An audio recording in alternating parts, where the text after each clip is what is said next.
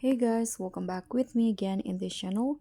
On today's tutorial, I'm going to show you how you can add video effects to overlay on CapCut. So as you guys can see here, I've already added a video effect but it applied to the main video.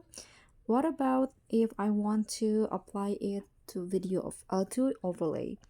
So here, I'm going to copy the clip and make it as overlay. I'm going to make it as overlay like this, and I'm going to remove the background.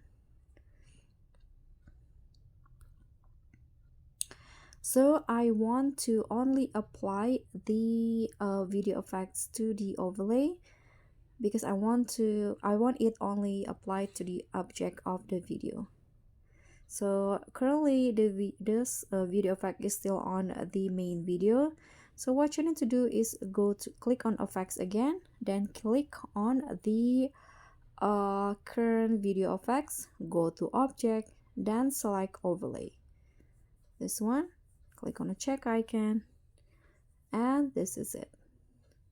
So guys, thank you so much for watching. Don't forget to like, comment, and subscribe. Also click on the thanks. Bye.